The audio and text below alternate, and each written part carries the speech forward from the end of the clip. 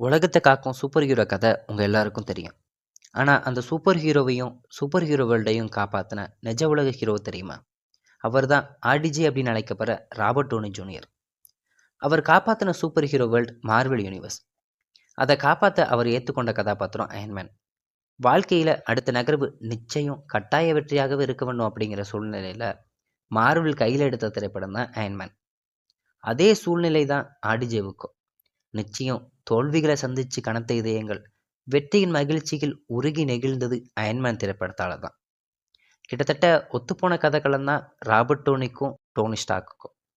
வசதியான குடும்பத்தில் பிறந்து வழி மாறி போன வாழ்க்கையை சரி செஞ்சு மீண்டும் மீண்டு எழுவதே இவரோட கதையும். 6 வயதிலேயே போதை பழக்கத்தில் ஈடுபடுத்தப்பட்டார் ஆர்டிஜே. இவரின் இந்த பழக்கத்திற்கு காரணமானவர் அவரோட தந்தையே. தடை செய்யப்பட்ட போதைப் பொருட்களை பயன்படுத்தி சிறைவாசமும் சென்று வந்தார் ஆர்டிஜே. போதையின் பாதையில் இவர் தள்ளாடினாலும் இவரின் நடிப்பு திறமையோ இவரை ஆஸ்கர் வரை அழைத்து சென்றது. 1992 ஆஸ்கர் வரை இவரை கூட்டிக் கொண்டு சென்றது சார்லி சாப்ளின் கதாபாத்திரம். ஆஸ்கர் வாசல் தொட்டும் ஆர்டிஜேவை வீதியில தள்ளிவிட்டது போதை பழக்கம். 1996 முதல் 2001 வரை போதையின் பாதையால சிறையையும் அவமானங்களையும் சந்திக்க நேரிட்டது ஆர்டிஜேவுக்கு. இதனால யாரும் திரைப்பட வாய்ப்புகளை இவருக்கு வழங்க முன்வரவில்லை.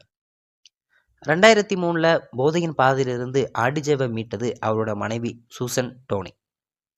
இப்படிப்பட்ட சூழ்நிலையில தான் அடுத்த கட்ட நகர்வுல நிச்சயம் வெற்றி அடைந்தே தீர வேண்டும் என்னும் கட்டாயத்துல ஆர்டிஜேவும் மார்வலும் கையில் எடுத்த கதாபாத்திரம் தான் அயன்மேன்.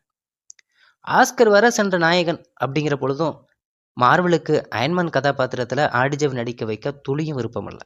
காரணம் அவரின் போதையும் சிறைவாசமும். பேர் கொண்ட ஒருத்தர் தங்களோட நிறுவனம் இயக்கும் திரைப்படத்தில் நடித்தா தங்கள் நிறுவனத்தோட பேர் கெட்டுடும் அப்படிங்கிற பயம் அவங்கள தொத்தி கொண்டது. ஆனால் அயன்மேன் படத்தின் இயக்குனர் ஜான் ஃபேவ்ரோ ஆர்டிஜேவை தான் நடிக்க வைக்கணும் அப்படிங்கிற பிடிவாதத்திலிருந்து நடிக்க வச்சார். 2008 வெளியான அயன்மேன் திரைப்படம் மிக பெரும் வெற்றி. 2008 அயன்மேன் தொடங்கி வைத்த தொடக்க புள்ளி இன்றளவும் மார்வல் யூனிவர்ஸை இணைத்து கொண்டிருக்கிறது. 2008 ஐ எம் அயன்மேன் என உச்சரித்து தொடங்கி 2019 ஐ எம் அயன்மேன் என காட்டிலே கரைந்து போனாலும் அனைத்து உள்ளங்களிலும் இரும்பு சிம்மாசனத்தில் அமர்ந்திருக்கிறது அயன்மேன் கதாபாத்திரம்.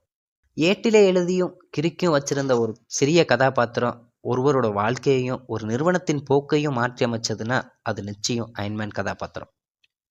இந்த கதாபாத்திரத்துக்கு உயிர் கொடுத்து தனக்கும் வாழ்வு கொடுத்த விதத்துல நிச்சயம் ஆர்டிஜேவின் நடிப்பு பாராட்டுக்குரியது. போதை ஒருவரோட வாழ்க்கையை எப்படி சீரழிக்கும் என்பதற்கும் உழைப்பு ஒருவரை வாழ்க்கையில எப்படி உயர்த்தும் என்பதற்கும் ஒரே உதாரணம் அயன்மேன் ராபர்ட் டோனி ஜூனியர்.